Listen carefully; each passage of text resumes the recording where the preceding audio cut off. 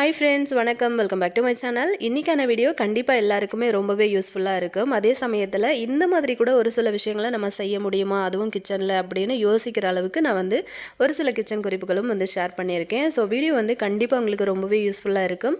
இப்போ தான் நம்ம சேனலுக்கு நீங்கள் ஃபஸ்ட் டைம் வரீங்க அப்படின்னா மறக்காமல் நம்ம சேனலை சப்ஸ்கிரைப் பண்ணி வச்சுக்கோங்க. கூட இருக்கிற பெல் ஐக்கானை ப்ரெஸ் பண்ணி ஆல் அப்படிங்கிற நோட்டிஃபிகேஷனையும் கொடுங்க. அப்படியே வீடியோக்கு ஒரு லைக்கும் கொடுத்துடுங்க. இப்போ வாங்க நம்ம வீடியோக்குள்ளே போகலாம். வீட்டில் இடியாப்ப மாவு தீர்ந்து போச்சு அப்படின்னு நினைக்கும் போது கொஞ்சம் கஷ்டமாக இருக்கும். அதுக்கு என்ன நம்ம பண்ணலாம் அப்படின்னு யோசிக்கும் போது சூப்பராக நீங்கள் இந்த மாதிரி ட்ரை பண்ணலாம். என்ன அப்படின்னு பார்த்தீங்கன்னா, நம்ம சாப்பாட்டுக்கு யூஸ் பண்ணுற அரிசி இருக்குல்ல, அந்த அரிசியை நான் ஒரு 3 மணி நேரத்துக்கு ஊற வச்சுருக்கேன். ஊற வச்சுட்டு அந்த தண்ணியை வடிகட்டிட்டு இந்த மாதிரி ஒரு மிக்ஸி ஜாரில் மாற்றிட்டு கொஞ்சம் கொஞ்சமாக தண்ணி சேர்த்து நல்லா நைஸாக தோசை மாவோட பதத்துக்கு இந்த மாதிரி அரைச்சி எடுத்துக்கோங்க. இப்போ இது அரைச்சதுக்கு பிறகு நல்லா கட்டியாக இருக்குது. நம்ம இப்போ கொஞ்சம் தண்ணி சேர்த்துக்கலாம். கூடவே இந்த இடியாப்பத்துக்கு தேவையான அளவுக்கு நான் இன்றைக்கி உப்பு சேர்த்துக்கிறேன். இப்போ இதை நல்லா தண்ணியாக கரைச்சி விட்ருங்க. தண்ணி அதிகமாகிடுச்சுன்னா ஒன்றுமே பிரச்சனை கிடையாது. இப்போ இந்த மாதிரி ஒரு நான்ஸ்டிக் பேன் நான் அடுப்பில் வச்சுருக்கேன். இப்போ அடியில் கொஞ்சமாக தண்ணி சேர்த்துருக்கேன். அடுப்பு சிம்மில் வச்சுக்கோங்க. இந்த மாவு நம்ம ரெடி பண்ணி முடிக்கிற வரைக்குமே அடுப்பு சிம்மில் இருக்க மாதிரி பார்த்துக்கோங்க. இப்போ நம்ம கரைச்சி எடுத்து வச்சுருக்கிற இந்த மாவை இந்த மாதிரி பேனில் சேர்த்துக்கலாம். ஒரு 5 நிமிஷத்துக்குள்ளே இந்த மாதிரி நீங்கள் கலரி விட்டுட்டே இருக்கும்போது என்ன ஆகும்னா, நல்லா அந்த தண்ணி எல்லாம் ட்ரை ஆகி நல்ல மாவு இந்த மாதிரி கட்டியாக ஆரம்பிக்கும். நல்லா இந்த டைமில் கைவிடாமல் நல்லா கலந்து கொடுத்துட்டு அந்த கட்டியாக இருக்கிறதெல்லாம் நல்லா உடச்சி விட்டு நல்லா அந்த மாதிரி கலந்து கொடுத்துருங்க. இப்போ பாருங்கள், இப்போ நீங்கள் தொட்டு பார்க்கும்போது மாவு ஒட்டாமல் இருக்கும். இப்போ நம்ம ஸ்டவ் ஆஃப் பண்ணிவிட்டு இந்த மாவை அப்படியே ஒரு மூடியை போட்டு நம்ம மூடி வச்சிடலாம். கை பொறுக்கிற சூடு வர்ற போது நம்ம அதை வேறு ஒரு பிளேட்டுக்கு மாற்றிட்டு நம்ம மாவு பிசைஞ்சு எடுத்துக்கலாம். இப்போ பாருங்கள், நான் வேறு பாத்திரத்தில் மாற்றி வச்சுட்டேன். இப்போ கொஞ்சமாக ஆயில் சேர்த்துக்கலாம். ஏன்னா கையில் ஒட்டாமல் இருக்கணும் அப்படிங்கிறதுக்காக. மாவு பார்த்திங்கன்னா கை பொறுக்கிற சூடில் இருக்கணும். இப்போ பாருங்கள், பிசையும் போதே அது எவ்வளோ சாஃப்டாக இருக்குது அப்படின்னு உங்களுக்கு பார்க்கும்போதே தெரியும். இதுக்காக நம்ம இடியாப்பம் பண்ணணும் அப்படிங்கிறதுக்காக பச்சரிசியை கழுவி காய வச்சு அதை மிஷினில் கொடுத்து அரைச்சி அதுக்கு பிறகு அதை நம்ம இடியாப்பத்துக்கு ரெடி பண்ணுறதை விட சட்டுன்னு நீங்கள் நினச்ச உடனே இந்த மாதிரி செஞ்சிடலாம். இப்போ பாருங்கள், நல்லா அந்த மாவை மடிச்சு விட்டு நல்லா அதாவது நல்லா பிசைஞ்சு இந்த மாதிரி உருண்டை போட்டு எடுத்துருங்க. அவ்வளோதான். நான் இந்த மாதிரி ஒரு 3 உருண்டை போட்டு எடுத்து வச்சுருக்கேன். இப்போ இதை நம்ம முறுக்கு அந்த மாதிரிலாம் செய்வோம்ல அச்சு, அதில் தான் நான் இன்றைக்கி சேர்த்துட்டு இடியாப்பம் செய்ய போகிறேன். இந்த மாதிரி நம்ம சாப்பாட்டு அரிசி யூஸ் பண்ணிவிட்டு இடியாப்பம் செய்யும்போது வீட்டில் இருக்கிற எல்லாருமே சாப்பிட்லாம், பெரியவங்க கூட.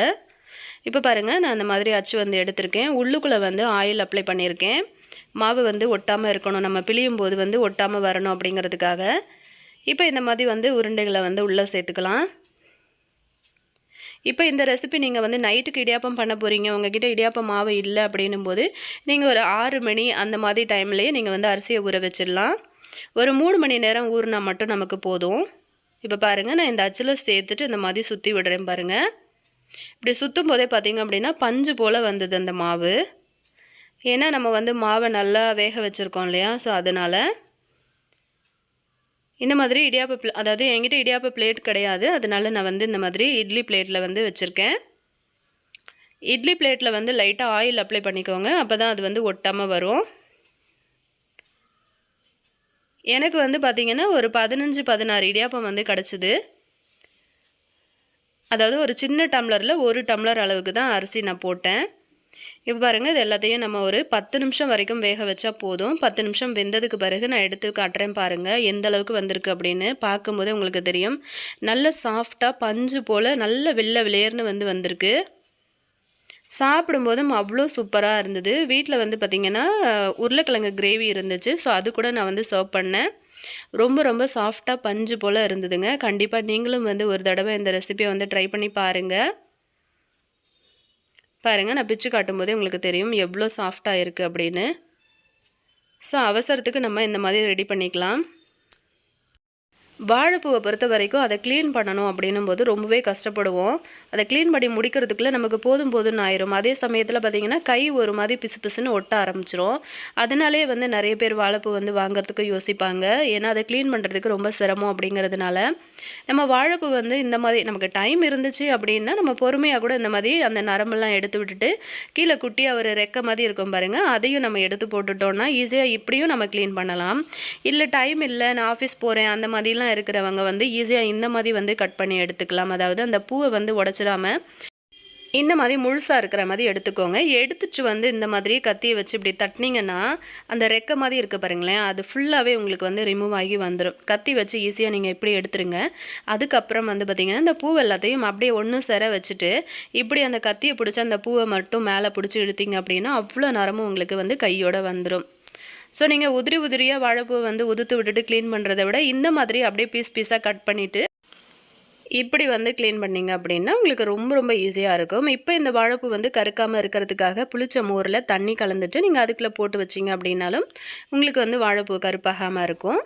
ஸோ இப்போ நம்ம வந்து பார்த்திங்கன்னா அடுத்த டிப்பை பார்க்கலாம்.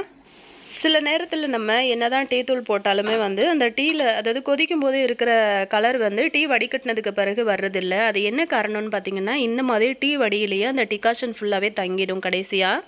ஸோ அதை நம்ம யாருமே கண்டுக்க மாட்டோம். அதுக்காக நீங்கள் அந்த மாதிரி ஒரு சின்ன டம்ளரை வச்சுட்டு இந்த மாதிரி ப்ரெஸ் பண்ணி அழுத்தி விட்டிங்கன்னா அதில் ஃபுல்லாக இறங்கிட்டு இருக்க ஸ்ட்ராங்கான டிகாஷன் ஃபுல்லாகவே டீக்குள்ளே இறங்கிடும். அதுக்கப்புறம் நம்மளோட டீ வந்து நல்ல கலர் கொடுக்கும். ஸோ கண்டிப்பாக இதுக்கு மேலே இந்த டிப்பை வந்து ட்ரை பண்ணி பாருங்கள் வீட்டில், உங்களுக்கு நிஜமாகவே வந்து டிஃப்ரெண்ட் தெரியும். வீட்டில் குழந்தைங்கள்லேருந்து பெரியவங்க வரைக்குமே விரும்பி சாப்பிட்ற மாதிரி ரொம்ப டேஸ்டியான ஒரு ஈவினிங் ஸ்நாக்கு வந்து எப்படி ரெடி பண்ணுறதுன்னு பார்க்கலாம். இதுக்கு வந்து பார்த்திங்க அப்படின்னா ஒரு சின்ன டம்ளரில் 1 டம்ளர் அளவுக்கு நான் வந்து உளுத்தம்பருப்பு சேர்த்துருக்கேன். இது வந்து நான் 2 பேருக்கு செய்கிறதுனால நான் சின்ன டம்ளர் வந்து சேர்த்துருக்கேன். நான் எடுத்துருக்க டம்ளர் பாருங்கள், அதுதான். உளுத்தம்பருப்பை நல்ல ப்ரௌன் கலரில் வறுத்து ஆற வச்சுருங்க. அதே சமயத்தில் அரிசியையும் வந்து நல்ல ப்ரௌன் கலர் வர வரைக்கும் வறுத்துட்டு ஆற வச்சு எடுத்துருங்க. இப்போ பாருங்கள், நான் 2த்தையும் வந்து ஆற வச்சுட்டு இந்த மாதிரி வந்து மிக்ஸி ஜாரில் சேர்த்து வச்சுருக்கேன். இப்போ இதை வந்து நம்ம நல்ல கொரப்பாக அரைச்சி எடுத்துகிட்டு வந்துடலாம். புட்டு மாவு நம்ம வந்து எப்படி ரெடி பண்ணுவோமோ அந்த மாதிரி வந்து கொஞ்சம் கொரப்பாக வந்து எடுத்து அரைச்சிட்டு வந்துடுங்க. இப்போ இதை வந்து ஒரு பிளேட்டுக்கு நம்ம மாற்றிக்கலாம். இது கூட வந்து நல்ல கை பொறுக்கிற சூடில் வந்து சுடு தண்ணி வச்சு எடுத்துக்கோங்க. இப்போ இந்த தண்ணியை கொஞ்சம் கொஞ்சமாக இந்த மாவில் சேர்த்து நம்ம புட்டு மாவு வந்து எப்படி பிசைஞ்சு ரெடி பண்ணுவோமோ அந்த மாதிரி ரெடி பண்ணிக்கோங்க. இது வந்து வீட்டில் இருக்கிற குழந்தைங்க சின்ன பிள்ளைங்கள்லேருந்து பெரியவங்க வரைக்குமே வந்து விரும்பி சாப்பிட்லாம். அவ்வளோ டேஸ்ட்டாக இருக்கும். வாசம் வந்து பார்த்திங்கன்னா நல்ல கமன்னு வாசம் வரும். நான் இந்த மாதிரி இப்போ தான் தேங்காய் வந்து நான் துருவி எடுத்தேன், அதனால் அந்த தேங்காவோடு வந்து நான் வந்து சேர்த்துருக்கேன். அதுக்கு அடியில் வந்து கொஞ்சமாக தேங்காய், அதுக்கப்புறம் இந்த புட்டு மாவு, அதுக்கு பிறகு கொஞ்சம் தேங்காய், இந்த மாதிரி லேயராக வந்து போட்டுட்டேன்.